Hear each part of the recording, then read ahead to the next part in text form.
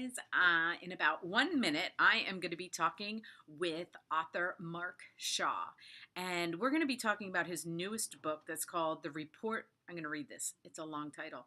The Reporter Who Knew Too Much: The Mysterious Death of What's My Line TV star and media icon, Dorothy Kilgallen. And I hope I'm saying her name right. I'm pretty sure I am. But anyway, I never knew about this story, okay? She was an investigative reporter, 40s and 50s, and then in the early 60s, she died in 1965. There's been all this speculation around her death because she was looking into the JFK assassination. I used to watch What's My Line.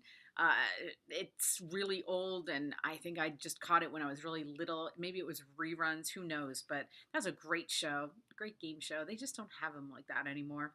But anyway, Mark Shaw started looking into her death, which is really shady because of her dying in the middle of her investigation. And, she was kind of blaming it on the mob, and that got her, with some people. But they claimed that it was an overdose, and he's saying it was not an overdose. But a great book. I can't wait to talk to him about this. So we will talk. I will chat after, and I'll give you guys a little summary about our conversation. But anyway, here's Mark.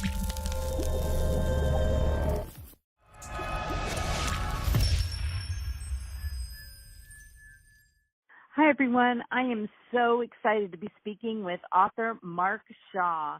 And Mark has written over 20 books, but today we're going to be talking about his newest book, and I'm going to read this title because it's very long, but it's The Reporter Who Knew Too Much: The Mysterious Death of What's My Line TV star and media icon, Dorothy Kilgallen. And I hope I'm saying her name right.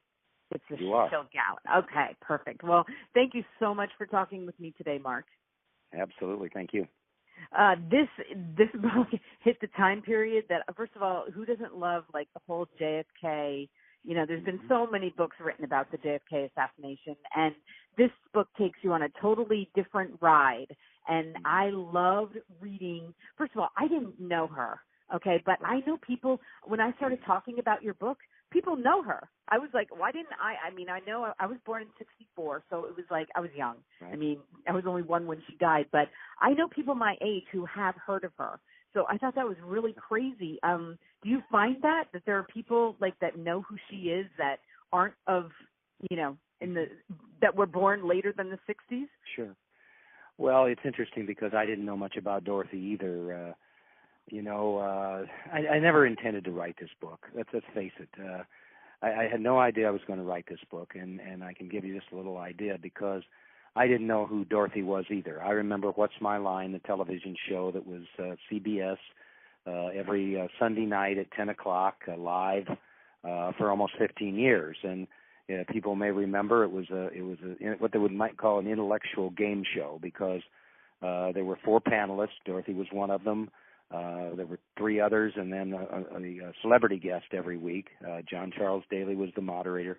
And people came on that show who had unusual occupations, and then the panel would try to guess what that occupation was. Well, it was a big hit show, and Dorothy was pretty much the best known of those panelists. She was a very strong advocate she played the game to win. She had fun doing it, but Dorothy wanted to win. So that's really all I knew about her. And I think any aspiring author out there that might be listening to this, you sometimes just have to keep your eyes open because you don't know where, your eyes may lead you in terms of looking for a subject for a book. How this one happened is that I had written a book about a famous lawyer in San Francisco named Melvin Belli, who many people remember, and I knew Mr. Belli in the 80s, and when he died, I decided to write a biography of him. A bigger-than-life character, represented the Rolling Stones and all those big names back there, and he represented Jack Ruby, who shot Lee Harvey Oswald. And so I decided to write a book about Belli, and I interviewed a lot of his friends and colleagues. And so one of them, when I was talking to him, he was a doctor in San Diego, said, Belli knew Dorothy Kilgallen. And I said, well, he was on What's My Line? He said, oh, Mark, you don't know anything about her. Yes, she was on that show, but she was a celebrated journalist who was syndicated to 200 newspapers across the country by the Hearst organization. She had a radio show listened to by 1 million people every day, and she was a crack investigative reporter. And Belli met her at the Jack Ruby trial. And I said, really? He said, yes. And, you know, I know you want to talk about Belli, but let me tell you something he said when she died. He said, they've killed Dorothy. Now they'll go after Jack Ruby. They've killed Dorothy.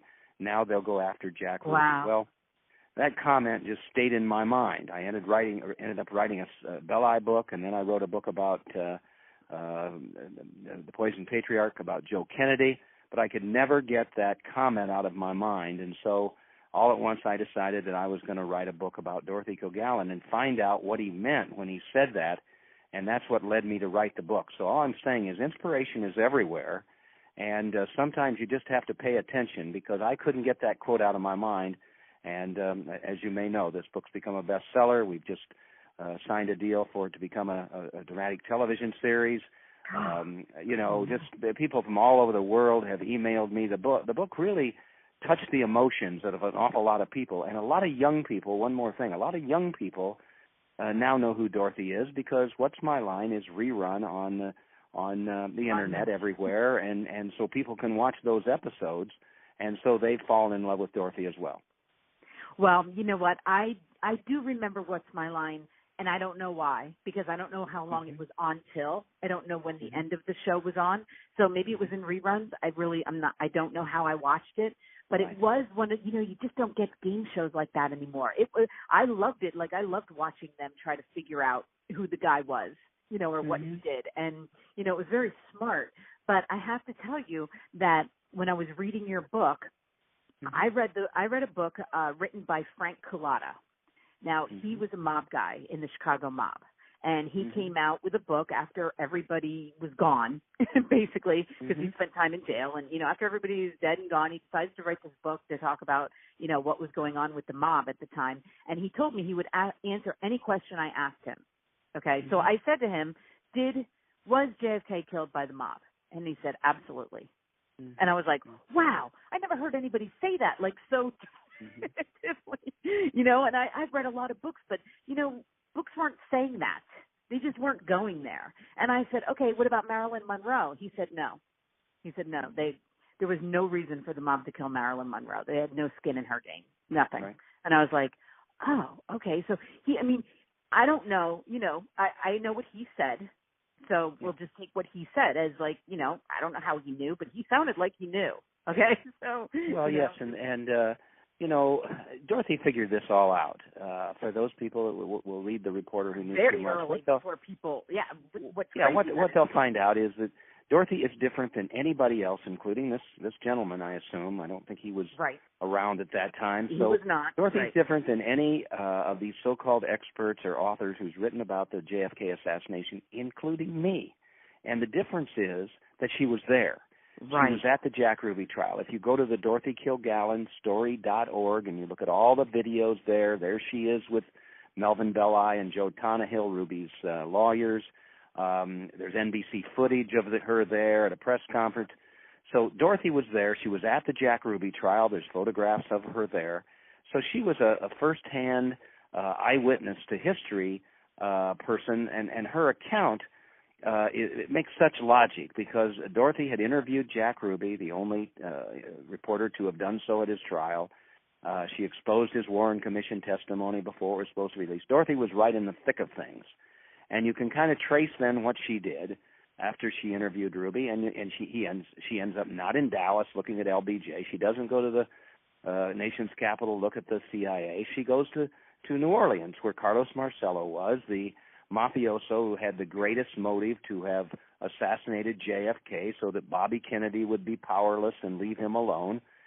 Dorothy saw this as a mafia hit, start to finish, and she saw the fact that, yes, Marcello masterminded the assassination of JFK. Bobby was powerless.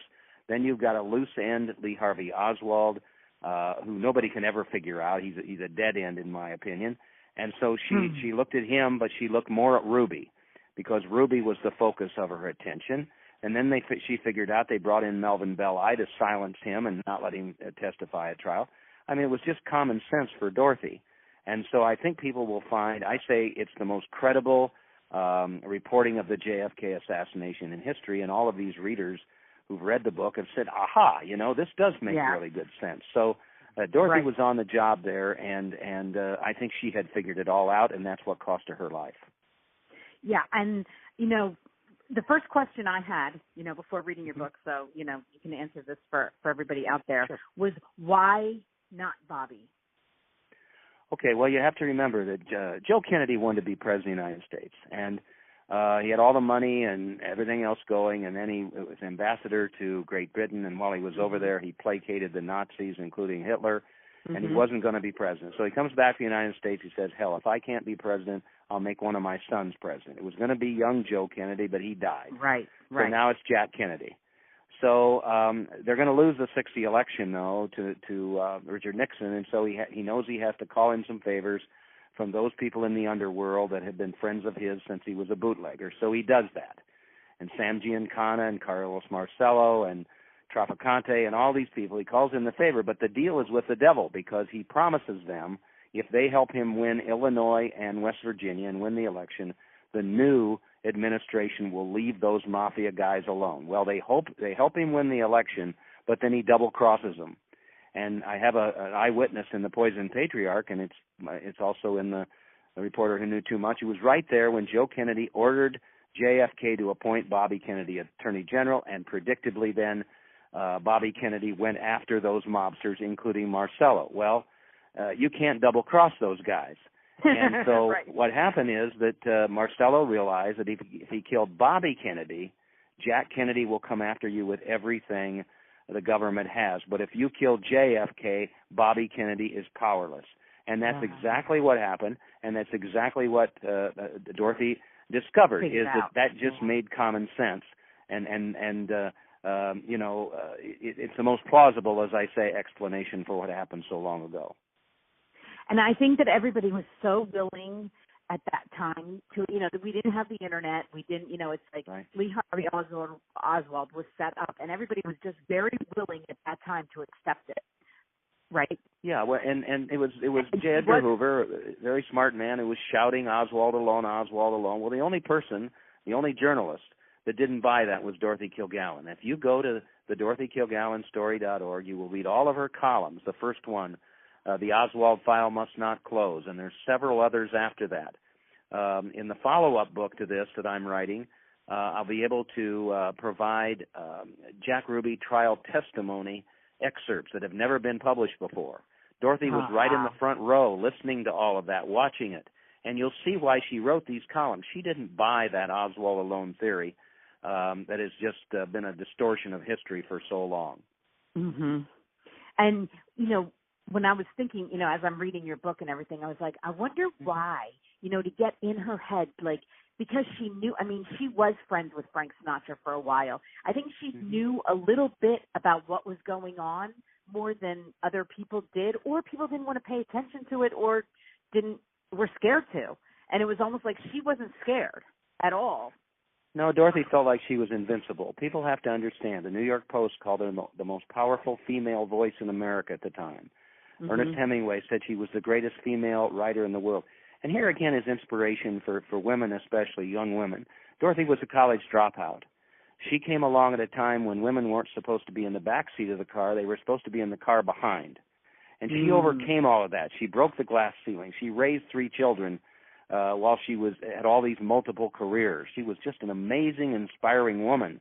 But unfortunately, she underestimated the enemies that she had garnered through her columns about the JFK assassination. She was writing a book for Random House, and those guys finally decided she could not write that book, and that's what led to her death in November of 1965. Yeah, and with the mob, it's almost like they don't go out of their way to hit anybody that's not important. She must have been that important. They must have at some point they were like, okay, yeah, this is definitely a threat. Because they're not going to risk that. They're over a reporter. I think what they saw was that this woman is serious and she's not going to go away very easily. So well, yes, you've hit it right on the head, and I appreciate so much your you're reading the book, because it does give you an insight into Dorothy. Dorothy was a very brave woman. I've heard from people, as I say, all around the world about this book, people calling her a patriot, people visiting her grave and putting flowers there, calling her a hero. She was, because she risked her life to find out the truth about the greatest murder mystery in history. JFK was a good friend of hers. He had befriended her son when she took Carrie, as you remember, to the White House. It was personal for Dorothy, and she was a woman of integrity. I can't tell you how many people have said to me, boy, I wish we had a reporter like Dorothy Kilgallen today, because we need that kind of reporter, and unfortunately we don't have very many of them. Well, you know what I appreciate is that whenever I interview people who've written biographies such as this, is I hear the passion in your voice about this, as almost like it was your calling to figure it out too. You know, to well, yeah, there's no question about that. I feel like that, people may say I'm crazy, but I think Dorothy picked me to write her story. As you know, she died mysteriously in 1965, staged death scene, all kinds of questions about her death, but there was never an investigation. And so justice was denied to Dorothy, and I've been fighting to get that justice for Dorothy, because as a victim of a homicide, they ruled that it was an accidental overdose of barbiturates and alcohol, but that made no sense. And so I've been shouting as much as I can to try to get Dorothy the justice she deserves. Yeah, and let me tell you, you do, okay? This book definitely does. I can feel your passion. When writing the book, you give the way you wrote the book, the way you laid the groundwork for who she was as a person first, so we got to really know her. And she wasn't infallible. I was expecting a very infallible person, but she wasn't. No. She had her things. She was kind of openly, I guess, having an affair. It seemed open in the way that, is that how you took it too? That it was kind of open? Well, didn't know Dorothy, about it. Yeah, very few people, women especially back then, could have gotten away. She and her husband were estranged. He was on the downhill. He was an alcoholic. She was craving somebody to love her, and she ran into Johnny Ray, who was a famous singer at the time, known as a homosexual, as a matter of fact. Pardon me. And she had a torrid love affair with Johnny Ray, an open affair. In my books, I throw it all in there, warts and all. And she and Ray were an item, and she got away with it because of the respect that people had for her, that she was somebody that they respected enough that they decided, look, she was looking for love and she found it there. Let's respect that and go from there. And so, again, I just felt like there's so much inspiration in the book with regard to what Dorothy was able to achieve, but it was all because she had built up a reputation, you see, as somebody. My favorite photograph, and you may have looked at it, it's in the book and it's also on DorothyKilgallenStory.org, is her standing at the Dr. Sam Shepard case, which was the foundation of, as you know, for the film The Fugitive and all of that. And she's standing there, and all the reporters are gathered around her watching Dorothy. And that showed the respect that she had. And, any author who's thinking about a subject to write about, you want to inspire if you can. You want to make people stop and think about important issues and all of that. But there are many people out there, and especially women. I just don't think we have enough biographies of women who were such inspirations to people, and I've been very proud to bring Dorothy's story to bear to so many thousands of readers who now know more about her and have that respect for her.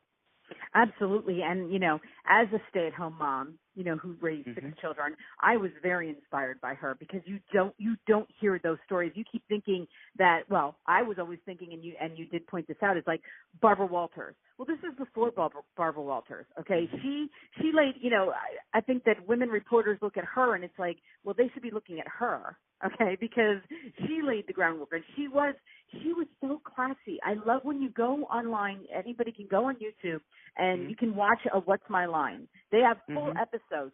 And so I watched one just to see her, and the way she held herself, the way she dressed, the way she put her makeup on, everything about her was so classy, and it was like, but she was smart, so it was like she had both of those qualities. You always think, oh, it's somebody, either or kind of a thing. Back in the 50s and 60s, she had them both. I mean, she Mm-hmm. really did, and it was really fun to watch. I loved it. I encourage everybody to go do that. Well, I want to say that there's some similarities between you and Dorothy. Dorothy had the respect of she had the greatest sources. People would trust her with information that she gave them, that they gave to her. She had earned that respect through what she did. People knew that she'd raised the 3 children, that her husband was a mess, and yet she had all these various occupations, and she was good at every one of them because she just worked harder than everybody else. Well, look at you. You raised 6 children. I don't know a great deal about you, but great respect for having done that. And your children are now working, your kids are working with you in this video. But I will tell you right now, all of these authors who are speaking to you are only doing so because they have respect for you. And they know that you are going to treat them fairly.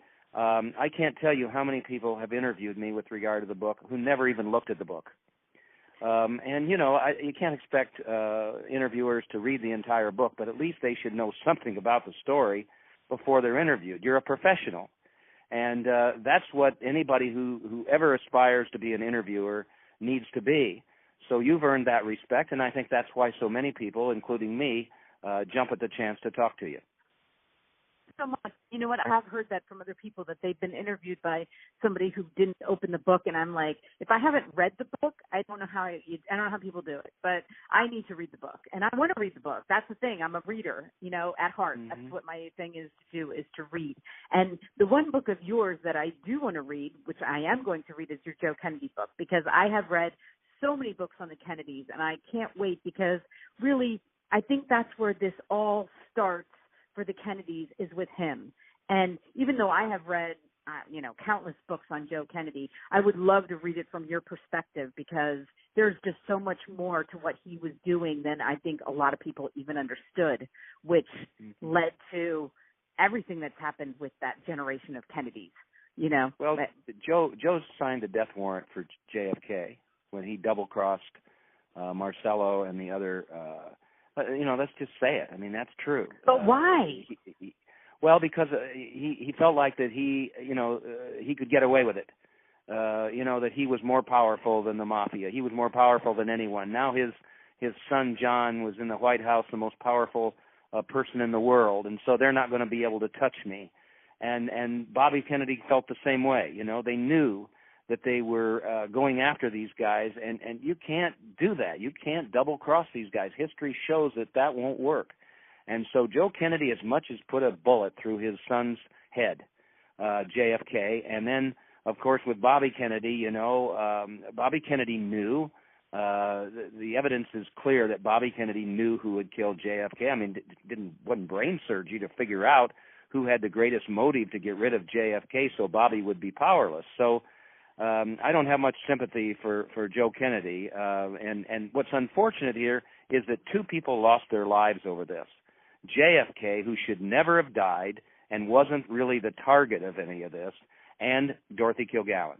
Right. Because she was killed by the same people who killed JFK, and so you've got 2 people, what was JFK 46, I think, Dorothy's 52, who should have lived a long life. And so it was Joe Kennedy's dealings, as you will read in The Poisoned Patriarch, that led to both of those deaths. And when, I'm not exactly sure when he had his stroke. It was in the later 60s. I don't remember. I think it was before Bobby ran. I can't remember the exact dates of when that happened. But, to me, it was always so silly after knowing what I knew now that Bobby did run. Like, you just knew he wasn't going to make it. I mean, I don't know what he thought. And I don't know how connected it is, but in a weird way, I have no idea if that was connected, but I would have thought, as being him, that there was just no way he was going to make it, Well, everything comes around in life, Michelle, you know that. And there's the curse of the Kennedys. I mean, look at JFK Jr. and and all of that. That family has been cursed. Well, it all comes back to Joe and the way he treated people, the way he ran around. He ran around on his wife, so JFK ran around, and Bobby ran around. I mean, it doesn't, all of that goes back to Joe Kennedy. So it disturbs me at times when people want to give him a pass because he was a bad guy. He was a bad guy, and as I say, he as much as anything put a bullet in his son's head. Yes. Yes. Well, this book was so much fun to read. I can't tell, I can't say enough about it for everybody Well, who thank is you. interested in this subject and just like interested in what women were doing. That you put so much history into it. It isn't just about her, but about everything that was going on during that time period, which is what I love about these biographies, because you learn, it's like you put us there, put us right there with her Yeah. in what she was learning. And Mhm. I loved it, and I'm so happy that I got to find you and talk to you and read your book. It was amazing.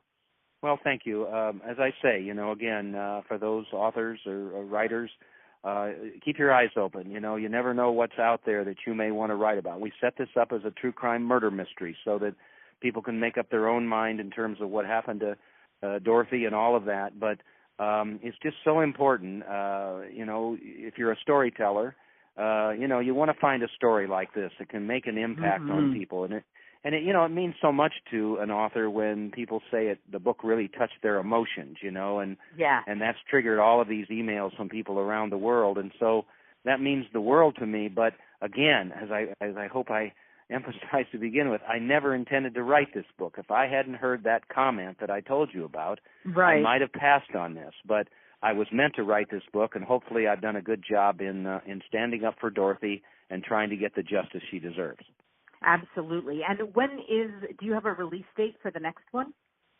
It'll be this fall sometime. I was working on it today, trying to put in all of the new material that I've gotten. And I should say that a lot of those tips and a lot of new things about Dorothy's case have come from readers.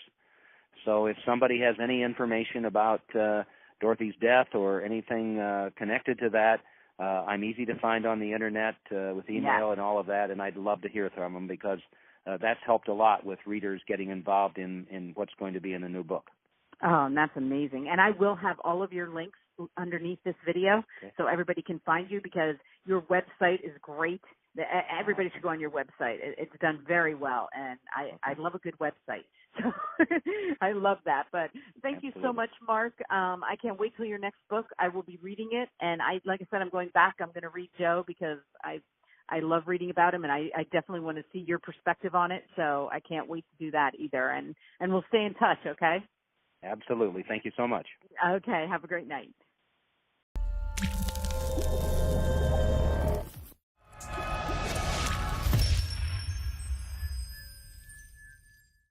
Hi guys, I just got done talking to Mark. Wasn't he amazing? Ah, that book was so good, and I love talking to him because hearing him tell the stories, not just reading about them, was so much fun for me. And the fact that I could just ask him anything, I just loved it. So I will put all his links under here, so you can get the book. And he is going to be sending me a signed copy, and I'm going to be giving that away. So look forward to that when I get it. I will be sure to give you the details on how you can get his signed copy. Anyway, thank you so much for watching, and if you like this video, please hit like, and if you want to subscribe, please hit the subscribe button. Anyway, thank you.